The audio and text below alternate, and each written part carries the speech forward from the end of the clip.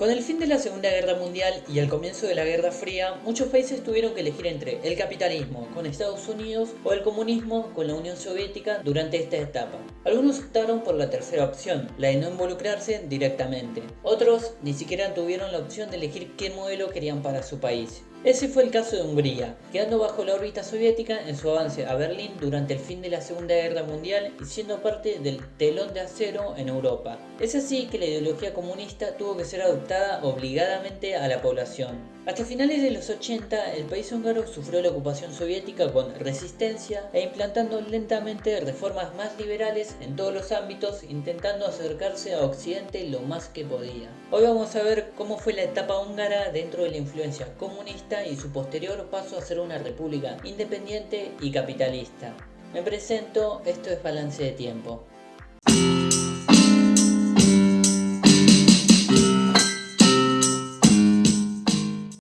El país húngaro fue ocupado por los nazis en 1944, su antiguo aliado en la guerra. Con la retirada alemana y el avance soviético, su capital, Budapest, quedó arrasada por la artillería rusa para finalmente quedar bajo la órbita del país soviético una vez que estos ganaron la guerra. Si habría que resumir la estadía rusa en el país, podemos hacerlo en 4 palabras: hiperinflación, represión, persecución e industrialismo para dar pie a la revolución de 1956. Para empezar, la hiperinflación comenzó en julio del 45, con las fuertes indemnizaciones, la pérdida de reservas y una economía devastada por las ocupaciones. Los precios empezarían a duplicarse cada 15 horas, una de las peores inflaciones del mundo, pudiendo terminar recién en julio del 46. Y si hablamos de represión y persecución, hay que hablar de Stalin. Los mejores estudiantes del dictador ruso se encontrarían en el territorio, y ese sería Matías Rákosi. Su inicio fue luego de que el Partido Comunista quedara tercero en las elecciones libres del 45. Sí, hubo elecciones y el comunismo, pensando en una victoria sencilla, salió derrotado por su máximo enemigo ideológico, por el Partido de los Pequeños Propietarios de Soldan Tildy.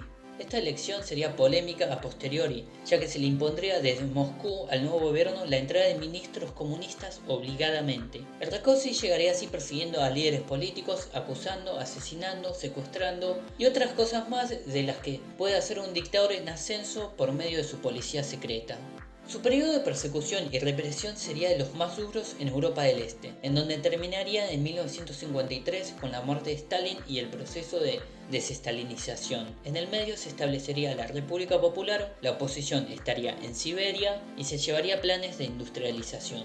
La industrialización húngara se vería en buenos resultados para la economía y el empleo, ya que el país, producto de la derrota en la Primera Guerra, pasaría a ser de una economía mayoritariamente agraria. Pero todo esto no se traduciría a un amplio apoyo popular hacia el gobierno, el partido y hacia la ideología comunista. ¿Pero por qué? Si hay pleno empleo y fábricas en el país. Bueno, hay algo que no se puede comprar y es el recuerdo de la gente. La fuerte represión, las expropiaciones a los campos, la nula libertad de expresión, una oposición y una simple opinión perseguida, la presencia rusa y el Estado de Derecho por el suelo serían cosas que el pueblo no podría masticar fácilmente. En sencillas palabras, el bienestar económico y el dinero sin democracia y libertad no se compra.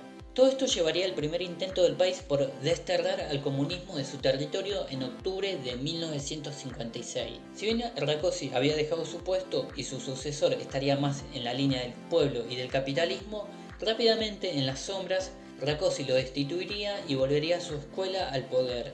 Esperanzas de cambio no iba a haber con este hecho, se tendría que imponer para que se entienda. El 23 de octubre del 56, un grupo de estudiantes protestaría contra el régimen comunista exigiendo libertad y democracia. La cabeza de Stalin, plasmada en una estatua, sería destruida completamente por el pueblo.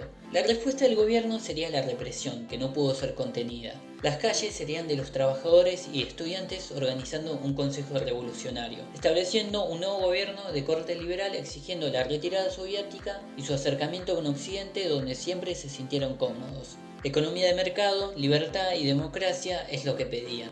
El campesinado se uniría proveyendo alimentos y recuperando sus tierras expropiadas. Las tropas soviéticas no tardarían en llegar encontrando resistencia. El 30 de octubre los tanques soviéticos abandonarían Hungría, una victoria que duraría unos pocos días. Nikita Khrushchev no podía parecer débil en su consolidación del poder. El 4 de noviembre retomaría la batalla que terminó en una clara victoria soviética.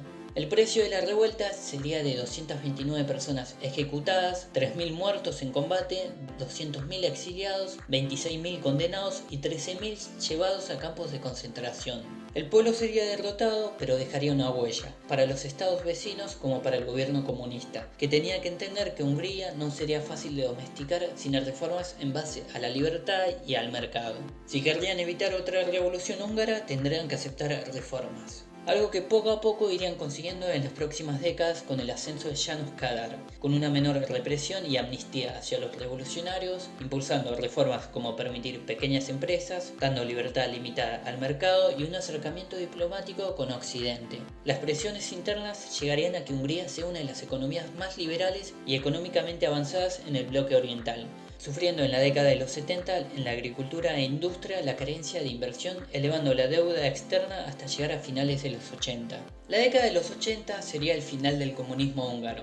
Los estados satélites veían como su economía iba cayendo y el percibimiento de que la Unión Soviética se iba desmantelando se hizo notorio. 1989 sería el año para el pueblo húngaro. Con una transición pacífica y en concordancia con el partido y la oposición hacia la democracia, Hungría pudo establecer la libertad completa para los ciudadanos y el acercamiento con Occidente sin presiones de una Moscú debilitada. Se abrirían las fronteras con Austria en un hecho inédito, se harían las primeras elecciones libres, se establecería la República de Hungría, se retiraría del Pacto de Varsovia, el país recuperaría su soberanía, la economía pasaría a ser de una centralmente planificada por la economía de mercado, el régimen de la dictadura del Estado partido pasaría a ser una democracia pluripartidista y en 1991 las fuerzas soviéticas se irían para siempre de Hungría. En 1999 el país entraría a la OTAN y en 2004 a la Unión Europea. El país, entrado su autonomía, impulsaría reformas de mercado. Las consecuencias de una industria obsoleta y una agricultura que no se tuvo en cuenta en su desarrollo fueron obstáculos que pudieron ser pasados. Hoy el país tiene un índice de desarrollo humano alto. Los esfuerzos de los gobernantes húngaros por superar la economía comunista resultaron exitosos. A día de hoy, el 80% de la economía está en manos privadas, en base al sector de servicios, representando el 66% del PBI y el 63% del trabajo. Según datos del Banco Nacional de Hungría, el sector de servicios es el que ocupa el primer lugar como receptor de inversión directa extranjera, con un 50% del shock total, seguido del sector industrial con un 41%. La industria húngara representaría un 25% del PBI en 2018. Está desarrollada y orientada hacia la exportación, con predominio de algunos subsectores, como el de automoción, electrónica, metalúrgico, químico, farmacéutico o informático.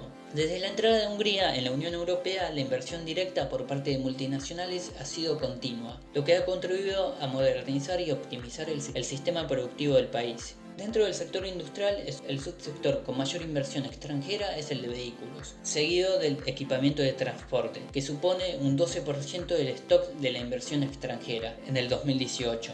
El sector agrícola sigue teniendo una importancia relativa en la economía. De igual manera, presenta necesidad de modernización de sus sistemas de explotación e instalaciones, ya que la productividad agrícola del país se encuentra por debajo de la media europea.